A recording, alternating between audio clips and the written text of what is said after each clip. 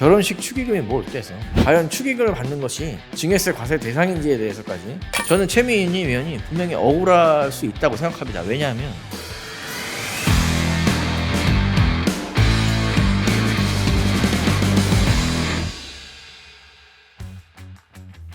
네, 안녕하세요. 판을 읽는 회계사 판계사의 강우석입니다. 요즘 뉴스에서 많이 보셨죠? 국정감사 기간 중에 최민희 위원이 딸 결혼식 축의금을 받았다는 논란이 커지고 있습니다.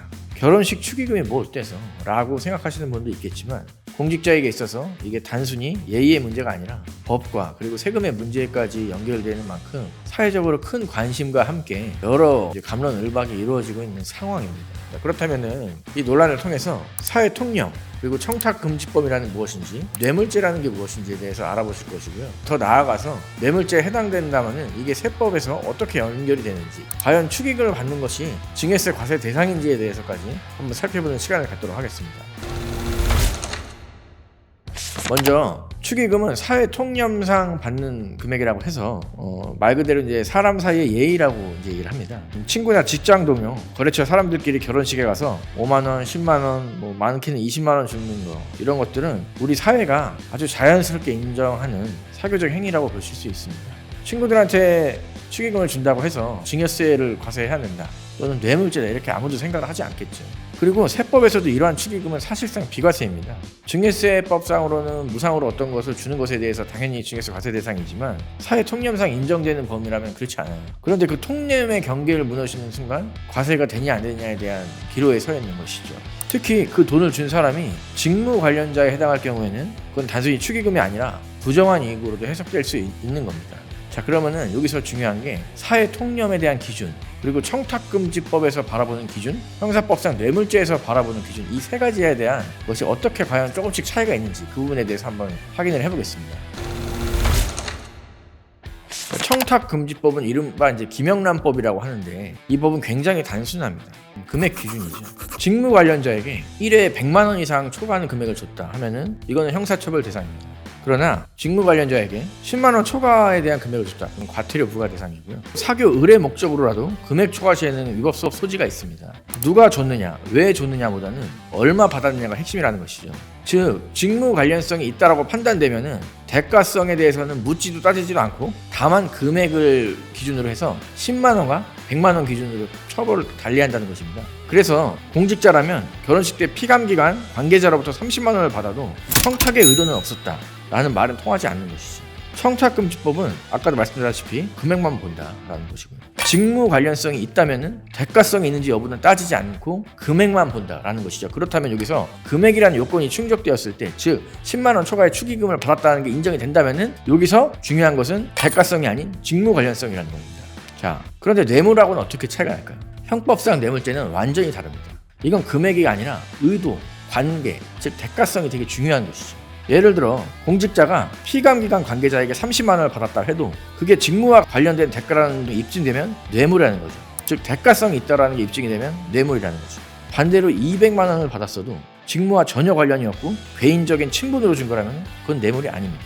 즉 금액이 아니라 대가성에 대한 유무가 핵심인 것입니다. 청탁금지법은 직무 관련성이 중요했다면 뇌물죄는 직무 관련성이 중요하지 않습니다. 반대로 아까 말씀드렸듯이 청탁금지법에서는 대가성이 중요하지 않다라고 봤다면 뇌물죄에서는 대가성이 가장 중요하다라는 것이고, 그리고 청탁금지법에서는 금액에 대한 기준이 굉장히 중요했다라고 한다면 뇌물죄에서는 금액에 대한 기준은 별로 중요하지 않다라는 것입니다.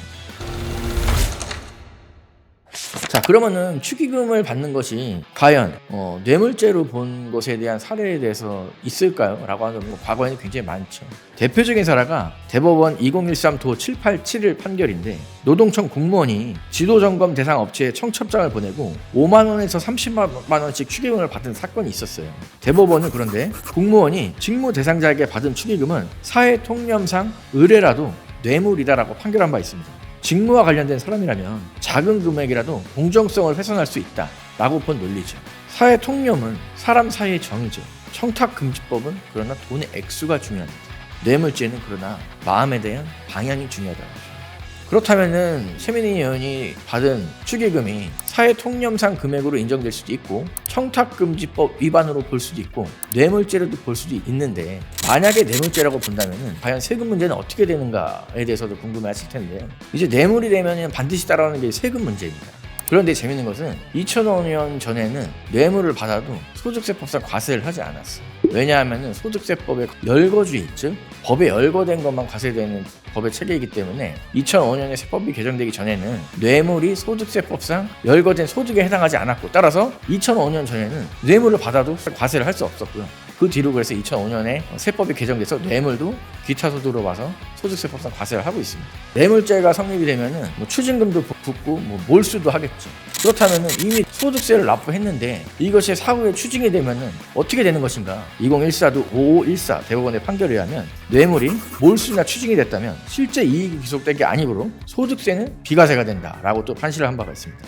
즉 뇌물은 지금은 소득세를 과세를 하고 있는데 추징이 되면은 또 비과세다라는 것이죠. 축의금도 증여로 분류가 되면은 증여세가 과세되는 것입니다. 그러나 50만 원 미만이냐면은 과표에 해당하지 않기 때문에 과세 최저한에 걸려서 과세하지 않고요. 사회통념상 축의금에 해당한다고 보면은 이 또한 비과세입니다. 2024년에 세법이 개정된 이후에는 결혼 전후 2년간 부모가 1억 5천만 원까지 받은 축의금에 대해서 줘도 비과세로 과세가 되지 않고 있는 상황입니다. 결혼 관련 자금에 대한 세법은 오히려 좀 더 완화가 되는 편이죠. 결국 논란의 본질은 얼마 받았느냐가 아니라 누가 줬느냐, 왜 줬느냐가 핵심이겠죠.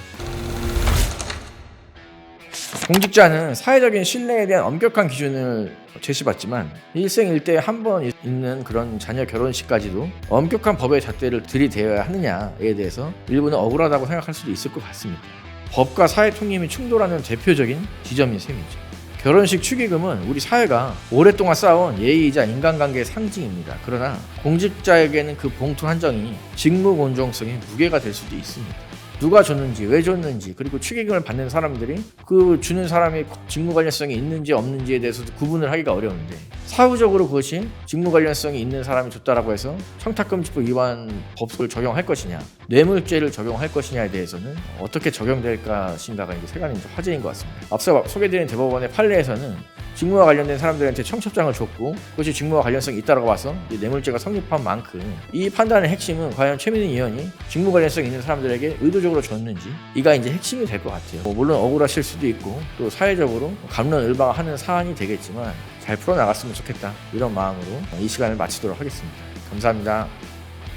정답은 언제나 안새 스마트한 선택 송도에 숫자 위에 신뢰를 더해 프로답게 안새 외계 안새 the best answer.